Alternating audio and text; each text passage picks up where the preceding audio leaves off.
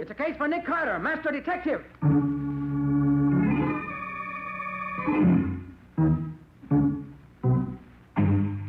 Yes, it's the case of the Clumsy Forgeries.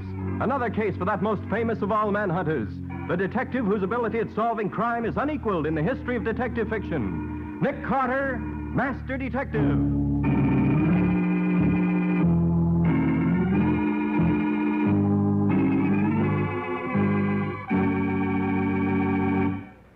Nick, do we have much more to do on this report? Not much, Patsy. Why? Well, it's after 5, and I have an appointment with my hairdresser at 6. Well, you'll make it all right. I'll see that you do. Far be it from me to prevent you from making yourself as beautiful as you can. Nick, what a thing to say. No, I was only joking, Patsy. Really, you're a fine-looking girl. Oh, Nick, do you mean that? Well, yes, of course I do. Oh, that's the first personal compliment you've paid me in all the years I've been working for you. I didn't know you ever noticed me, except as your assistant. I notice a good many things I don't mention, Patsy. Oh, don't I know that by now? Well, I can... Oh, darn it.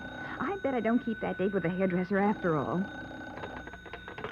Nick Carter's office, Patsy Bowen speaking. Is Nick there, Miss Bowen? This is Dr. Bradford. Oh, yes, just a minute, Doctor. Here, Nick, Dr. Bradford. Oh, thanks. Oh, Doc, where you been keeping yourself all these months? I haven't seen you in a dog's age. I know it, Nick. That's the old story. Shortage of doctors makes double work for the rest of us. Especially good ones like you. Well, what's new? Well, Nick, I've just run into a very peculiar thing, and I think you can help me. I'm glad to if I can. Let's have it. Well, I've been treating old Gerald Gould for years. He's been in bed with a very bad heart for some time now, due to pop off almost any minute. Well, this afternoon, when I dropped in for my regular visit at 5 o'clock, I found him dead. Heart failure? To the best of my ability to determine so quickly, yes. But when I started to straighten out the body so it wasn't as twisted as it was when he died, I found a piece of paper under him, on which was scribbled, "He killed me. He gave me." That's all. Looks as if he started to write something and died before he could finish it. Well, could he have been having hallucinations? I wouldn't say so, but I'd like your opinion before I do anything. Maybe you can find something that I've missed that'll show whether it was murder or not. You at the Gould house now? Yes, could you take a run over here? Certainly, Doc, if you really think it'll help. Well, I'm sure it will. But, just in case, suppose you come as my assistant. Say, Mr. Mr. Nicholas, how's that? Oh, fine. All right, Doc, I'll be there in 10 minutes.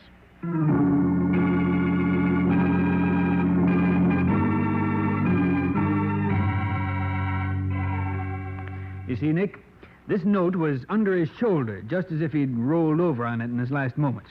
This pencil was there, too. How long had he been dead when you arrived? Only a few minutes at most. Uh-huh. Tell me, Doc, isn't it perfectly possible to kill a man with a bad heart in such a way as to make it look like heart failure? Well, yes, easily. Any stimulant that acted on his heart would do it in pretty short order. But does he show any signs of such a stimulant? No, but that wouldn't prove anything. An autopsy is the only way to be sure. Yes, of course. Well, let's see if we can find any evidence here to point in one direction or the other. If anything was given him, it could have been in this glass. It's the only one near enough for him to have reached it. Only one person's fingerprints on it. See the old man's thumb. Yes, same, all right. That little scar makes it definite. That's peculiar, to say the least. How do you mean, Nick? Well, if you give a person a drink, do you wipe your own prints off the glass first? Of course not. Oh, I see what you're getting at. Somebody did give him something deliberately. That'd be my guess. Just take this along. Have the contents analyzed. I can wrap it in this wax paper. Oh, by the way, have you told the family yet? That he's dead, yes. Not that he was killed. Oh. I asked them to wait downstairs until I was ready for them. Let's see. There are 2 sons, if I recall. Yes, Raymond is the elder, and Peter. What are they like? Well, Raymond is pretty much of a sport, but Peter is a quiet, stay-at-home type. They're both nice fellows, as far as I know. Uh-huh. Did Gould have a nurse? Yes. Would you like to see her? She's in the next room. Yes, please. Oh, I'll get her. Miss Waters? Yes? Miss Waters, would you come in, please? Yes, Doctor. Miss Waters, this is Mr. Carter, Nick Carter. How do you The do? detective? Yes. I regret to tell you that Mr. Gould did not die naturally. He was murdered. Murdered? But, Doctor, you said he died of heart failure. He did, Miss Waters. But somebody induced that heart failure. I want to know. Where were you when Mr. Gould died? Why, in the kitchen, I suppose. You see, every day Dr. Bradford comes to see Mr. Gould around 5 o'clock. So about 4:30, I go down to the kitchen to get his supper ready. He likes to eat right after the doctor goes. And I was there till Dr. Bradford called me to tell me Mr. Gould was dead. Was anyone there with you? Cook was, same as always. You don't think I did it, do you? Just checking up, that's all. Did you give him anything except his regular medicine today? No. You ever use the glass that was here in the corner of this table? Well, that was Mr. Gould's water glass. Anybody could have used it to give him a drink. He drank lots of water. Mm-hmm. Did Mr. Gould keep any valuables here in this room? The only thing I know about is that box of his on the shelf under the table over there. He used to... Well, I declare, it's open. Was it usually kept locked? Yeah, never saw it open before unless he was using it. And look at the keys there on the table. They was always kept under his pillow. Let's have a look at that. No, don't touch it. Maybe prints on it that we'll need. I'll lift it carefully like this. Yes, this copper surface shows up the prints excellently. Well, What is it, Nick? this is strange. Only one set of prints on this tube. Are they Mr. Gould's? I don't think so. I can't be sure. Well, let's see what's inside. Assorted papers, a letter from his lawyer, a few notes. Oh, and a will. Signed and witnessed by Amelia Waters and Delphina Hayes. That's Cook and me. Leaves $1,000 a year to Peter, and the rest to Raymond. Oh, you must be mistaken, Nick. He'd never leave everything to Raymond. Well, that's what it says here. That's queer. That's very queer indeed. Does Raymond know about this will? Oh, no, sir, he doesn't. Cook and I were told to keep it a secret, and we have. I see. Are both the boys here now, Doctor? Well, yes, downstairs in the living room. Good. I'll take the dead man's prints, and then we'll have a talk with the two sons.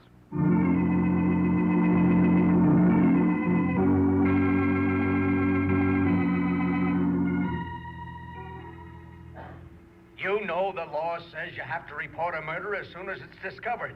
Why ask me a fool question like that? I just wanted to be sure, Matty. Oh, for the love of Pete.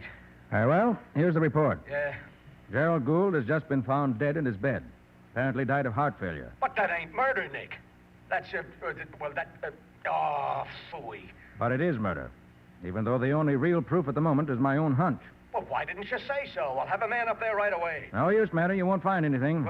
Won't find anything. Why not? Because I've got all the clues with me, so don't bother sending anyone up here. But, Nick, if there's a murder, I Not gotta... this time, Matty. Leave everything to me. I'll see you in a little while. Goodbye. Now, wait, Nick, Did you say Father was murdered? Boys, this isn't really my assistant.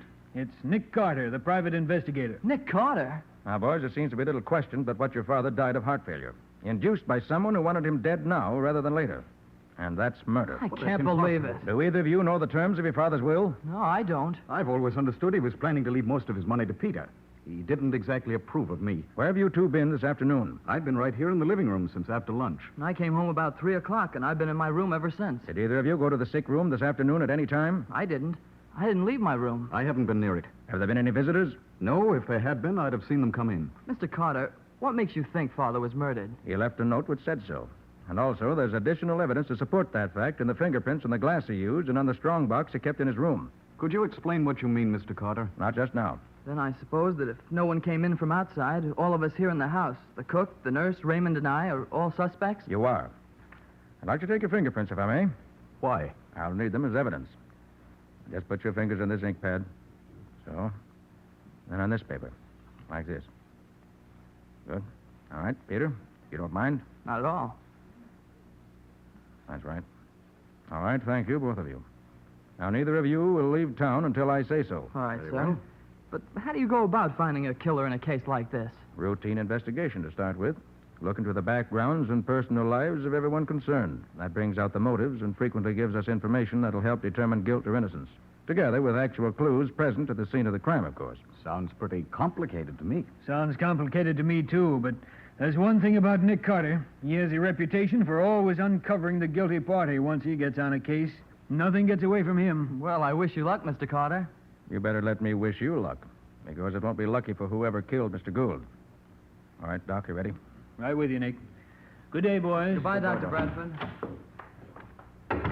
Well, Nick, where do you start this investigation of yours? Well, I think that before I do anything else, I better turn these documents I found in the strong box over to Mr. Lind, Gould's lawyer. Oh, I can take them down for you. I'm going that way. Oh, would you? Thanks. I'm glad to do it.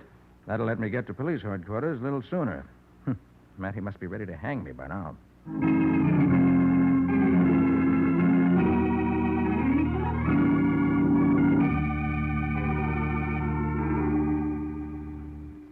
Well, it's darn near time you got here. You tell me there's been a murder, and then you tell me to stay away. Well, I sent a couple of men up there anyway. Well, Matty, as I told you on the phone, they won't find anything. I've got the only clues with me right here in the bag. I'm saving you time. Save me time. Yeah. Give me heart failure. Oh, what a pal. All right, here we are. Here's a drinking glass. Contents unknown, with only the dead man's prints on it. Have it analyzed to see what was in it, will you? Yeah, all right, Mr. Carter. Whatever you say. Thank you. Yes, Sergeant. Come in here. Yes, sir. Now, what else, Nick? Here's a copper box with some fingerprints on it.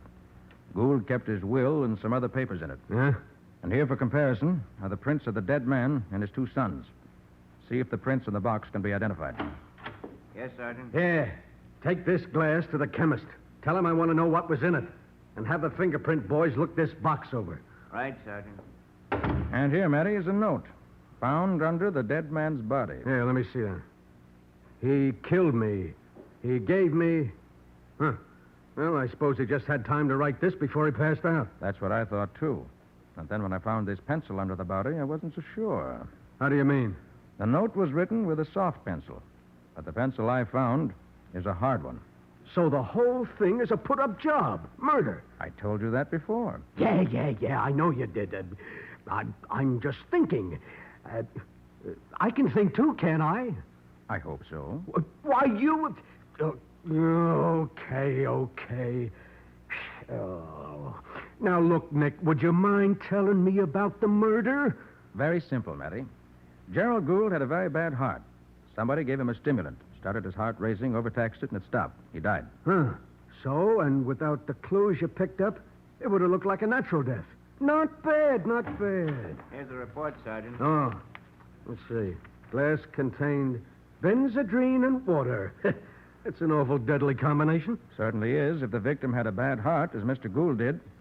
How about the prints in the box? The only prints on the box are Raymond's. And that means what? Considering that the will, which was in the box, leaves practically everything to Raymond, it's interesting, to say the least. You mean he did it? I do not. But I'm going to start finding out who did it if I can. Where are you starting? Going to do some research work on the 2 Gould boys. Well, good night, Matty. I'll see you soon. Okay. Hey, now look, Nick, will you keep in touch with me? Oh, by the way, Matty, is Demler Street open again? Yeah, they finished it up yesterday. Why? It's a shortcut for me on my way back to the office. Less traffic saves time. Okay. Okay, so long. I'll be seeing you.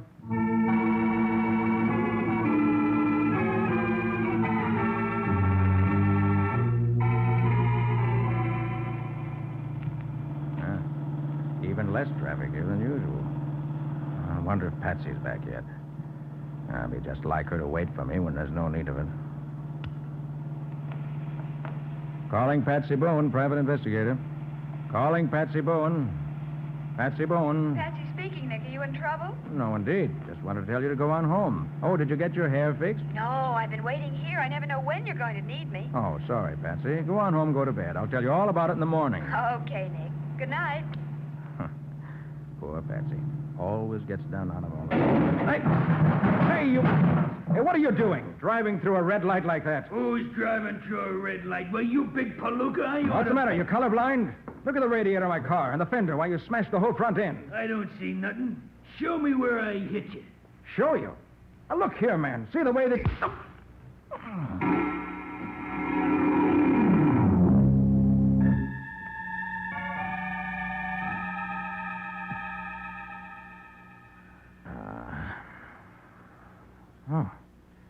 Oh, is that you, Patsy? Hello. Hello yourself. Oh, gosh, Nick, am I glad to hear you talking sense again. Huh? Talking sense? Yes. You've been lying here in the hospital for almost 2 days now, muttering and making no sense at all. 2 days? Did you say 2 days? Practically. That sock you got when you hit your head against the windshield almost gave you a concussion of the brain. When I what? Say that again, Patsy. I said that sock you got when you hit your head against the windshield. Is that what you think happened? Why, of course. One of the prowl cars found you lying on the wheel of your smashed car with your forehead all cut and bloody. Patsy, it's a plot. I wasn't hurt when the smash-up occurred. I was... Nick. Does your head hurt you? Yes, it does, but I'm not out of my mind. After the accident, I got out and started to argue with a mug who ran into me when he suddenly socked me in the head when I wasn't looking. Huh? Is the car that ran into me still there? Oh, no. That was a funny thing. The other car was gone. Somebody wanted to get rid of me and apparently thought they had. So they towed the other wreck away. But, Nick, who would want to kill you? For a guess, I'd say the same person who killed Gerald Gould. I was afraid I'd find out too much when I started investigating him. Well, he failed this time, and he won't get the chance again. And I'll find out what he was afraid I'd find out just as soon as I get out of this bed. Well, the doctor says you'll have to stay here at least another 3 or 4 days. Nonsense. I'll be out of here tomorrow at the latest. Oh, by the way, have you heard anything more about the Gould case? Sergeant Matheson called this morning to ask how you were. Said he was getting nowhere rapidly. Oh, he said he heard the Gould will was to be read tomorrow afternoon at the lawyer's office. Now I know I'll be out of here tomorrow. I've got to be present when that will is read. Oh, but, Nick, you can't. And why do you have to be there? I don't know, Patsy. I just know I've got to be present when Mr. Lind reads that will. But the doctor Doctor or no doctor, I'm going to be at Lind's office tomorrow afternoon.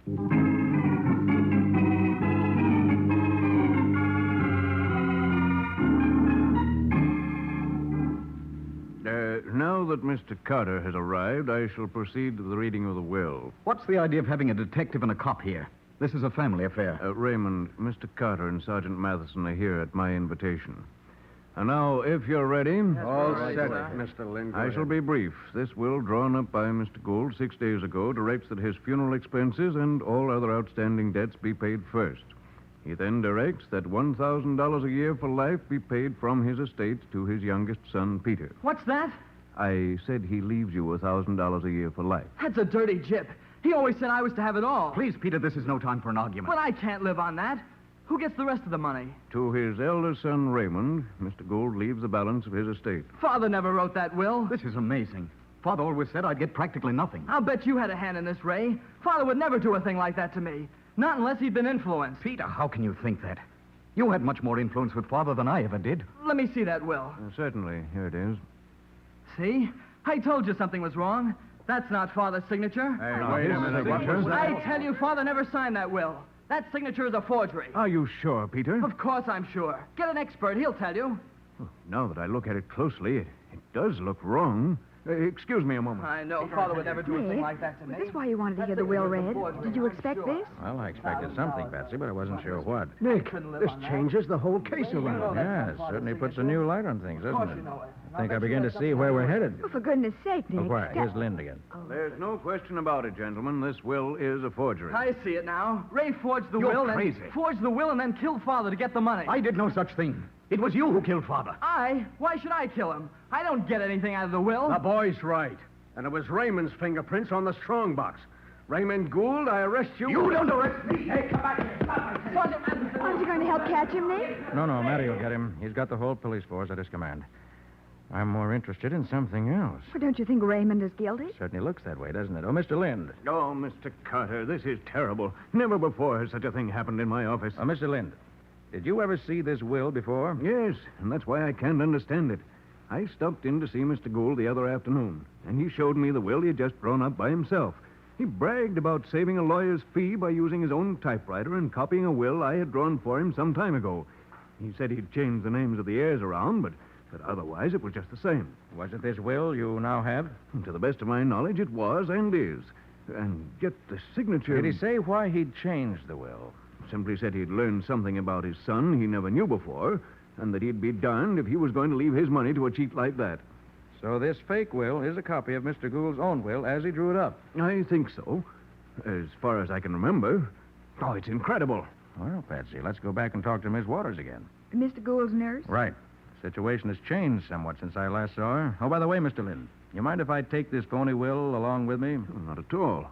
If it'll do any good in finding out what's happened. I think maybe it will. Thanks. I'll see you as soon as I learn something.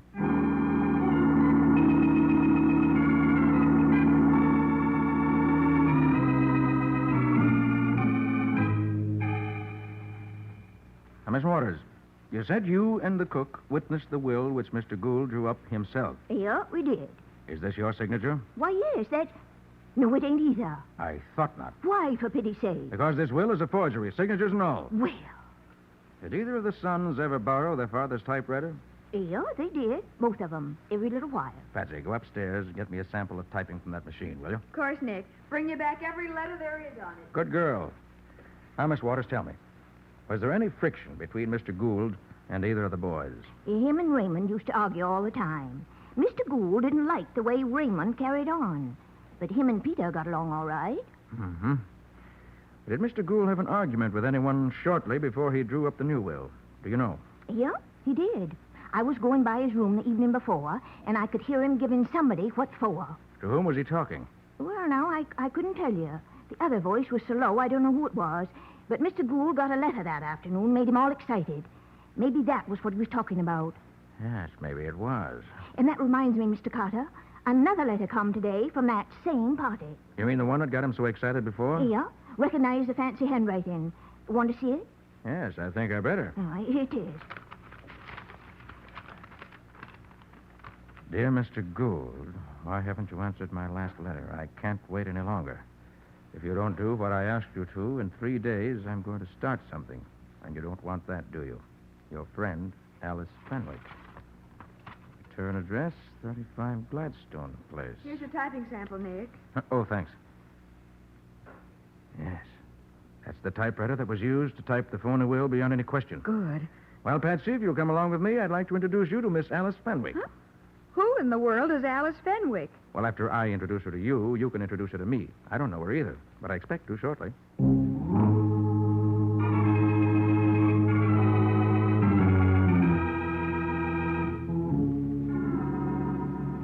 Gosh, this is a lonely section out here. Yeah, it's pretty well out in the suburbs. But we're nearly there now. Hey, Patsy. You see that car parked in the dark shadows under that tree? Yes, why? Why, that's the car that ran into me the night I was hurt. Are you sure? Of course I'm sure. I recognize that patch of light-colored paint on the rear fender. What's it doing out here? I wonder. Maybe there's some connection between that car and the Fenwick girl. She lives in the next house. Oh, Nick, hurry, let's find out. Maybe it's more trouble. I hope we're not too late to prevent it if there is. That mug who knocked me out plays altogether too rough. All right, this is close enough. Okay. Don't make any more noise than is necessary, Patsy. I won't. Somebody's having a fight in there, Nick. That sounds that way. Let's look there, through the kitchen window. Nick, he's threatening her. I better get in there and fast. Nick, he's choking her. He's going to kill her. All right, you take your hands off that girl. Up with your hands, fast. Where'd you come from? Keep your hands up and your mouth shut. Patsy, see how she is. Sure, Nick. Now, you. What are you doing here? None of your business. Who sent you? We've got you cold, so your only chance is to tell what you know. Jack sent me. Told me to scare her so she'd shut up about it. Jack who? Jack Gould. Who's Jack Gould? Old man Gould's son, the guy who killed the old man. You sure his name is Jack? Well, how should I know? That's what they call him. How's the girl, Patsy? She'll be all right, Nick. More scared than hurt, I think. Okay, I'll call Matty and tell him we're coming down. If he's picked up Raymond and if he can get Peter to join us, our car party will be complete. And we can settle this case.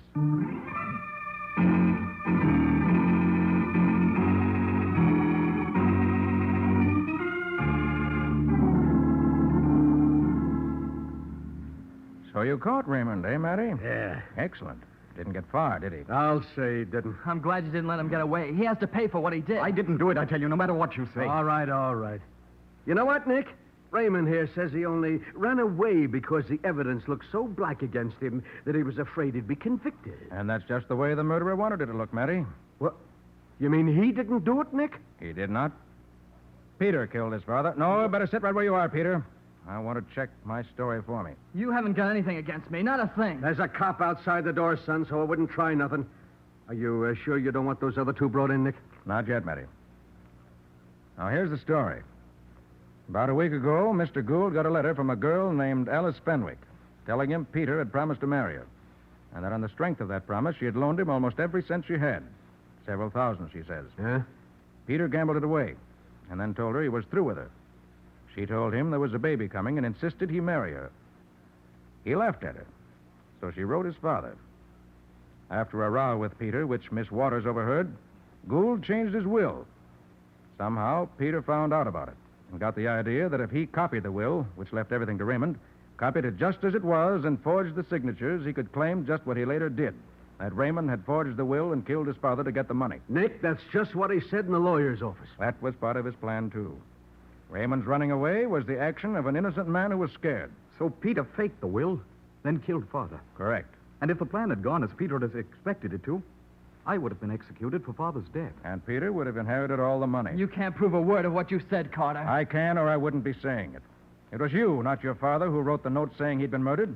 You did that to be sure nobody thought he had died a natural death. And you might have gotten away with it, but you left the wrong pencil with the note. Do you call that proof? And after my interview with you two boys that afternoon, you hired a thug to kill me. And it was just pure luck that he failed. That's a lie. And then this afternoon, when you saw me up and around again, you got panicky that Alice Fenwick might be found and tell her story. So you sent this same thug to kill her, too. Peter did all that? He did.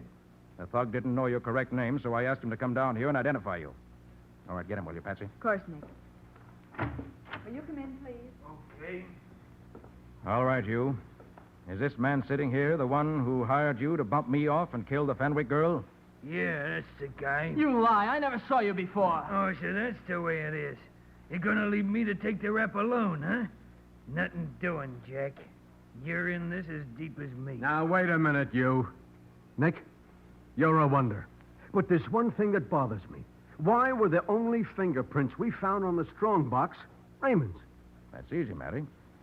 If you were a criminal and wanted to be sure you didn't leave any prints on a shiny copper surface, would you wipe off the box before or after you handled it? Oh, that's a silly question. Why, after, naturally. Well?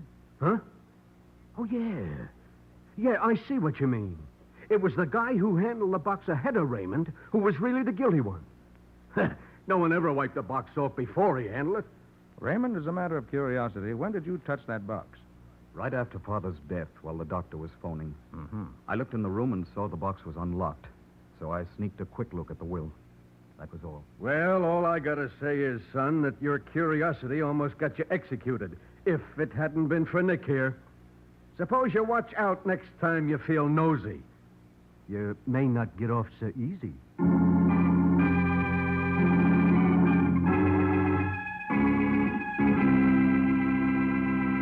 Well, Nick, it's about time to hear something about next week's story, I think. How about it? Well, next week, Ken, we're going to hear about a moving picture in which Waldo took an active part. But not an active enough part. Other clues were a few yellow hairs, a pair of Hollywood sunglasses. And a movie director whose looks in 15 years didn't change at all. And what do you call this mixed-up mess? I call it the case of the make-believe robbery.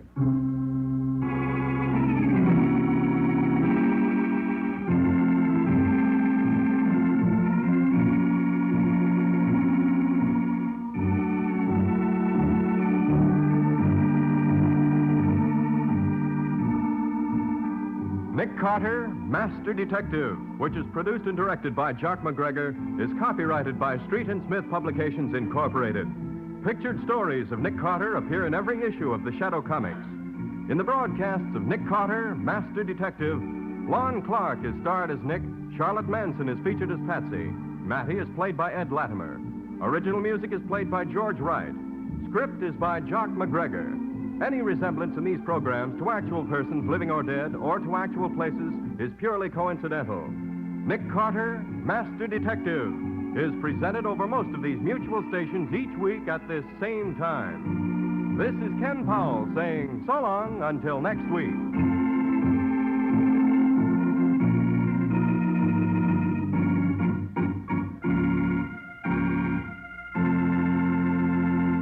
This program was heard in Canada through the facilities of the Canadian Broadcasting Corporation.